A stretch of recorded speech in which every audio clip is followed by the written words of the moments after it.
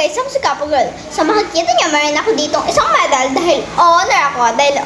Nag-request ako kay Tito Dugs na Red Foods Mukbang! O sa mga kadigyot, sinudo ko nga pala si Kapo Girl sa school at dumaan na rin kami sa 7-Eleven dahil nag-request siya sa akin ng Red Foods Mukbang! Kaya red kasi para kulay ng kanyang medal. O sa mga kadigyot, ito mga pinamili namin. C2, Skitless, KitKat, Fuji Bar, at Pita. Sa mga kadigyot, ito na ang aming Red Foods Mukbang!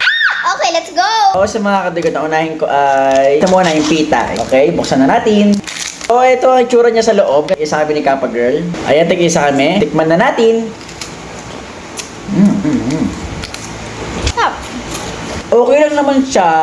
Mas okay siya kapag mas okay siya pag ano, may sausawan o kami palaman o kaya sausaw sa kape. Wala lang, parang ano lang siya, ordinary na tinapay lang siya. Pero masarap siya. Next naman, itong Skitless. Okay guys, first time ko lang makakakita nito kung ano lasa nito. Favorite ko yung Skitless. Lagi ko yung binibili pag nasa school ako. Buksan na natin. Ito na.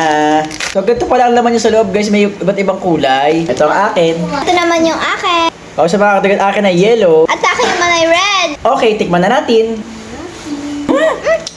Ang sarap! Ganito pala siya. Akala ko chocolate.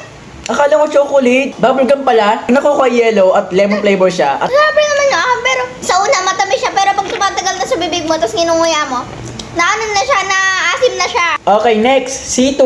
Open na natin. Pag-iinom, hindi ididikit. Wala! Ako didikit ko. Ako naman, akin na ito, tinulong sa... Ang sarap! Okay din siya pang snack. Hindi siya sobrang tamis. Parang feeling ko tea siya na medyo may flavor lang. Ano lang siya, parang siyang apple na ginawa lang juice na, yung parang pinigang apple. Next naman, itong Fuji Bar. Okay, open na natin. Medyo black ang kulay niya. So, hatiin na natin. So, mga kadagat, eto na. Okay, tikman na natin.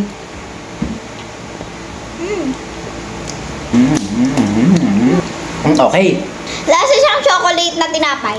Masarap siya kasi lasa siyang chocolate at malambot na matigas yung lasa niya. Masarap siya. Next, KitKat. My favorite. Favorite ko yan! Okay, so nakadagat ganito ang itsura niya. Ayan. So, ito na muna kinuha namin, dalawa. Naman guys. Yan. Ito ang akin. Ito naman yung akin. Isa pa. Okay. Masasabi ko sa KitKat, napakasarap niya talaga nung bata pa ako. Talagang kinakain ko na ang KitKat. Masarap naman siya pero parang sobrang tamis niya para sa akin kasi di naman ako mahilig sa matamis. Pero masarap. Okay sa mga kadugyot, tapos na ang aming Red Foods Mukbang! KitKat ang pinakamasarap para sa akin, 10/10. Ako rin, ang pinakamasarap din sa akin ay KitKat kasi ito naman yung lagi kong kinakain. At saka dahil honor ako sa school, lagi akong binibigyan ng classmate ko ng KitKat. Okay, Tito Dugs, dahil hindi ko naman naubos to, pumasok sa school, bibigay ko to sa mga classmate ko. Bye! Okay Kappa Girl, ingat!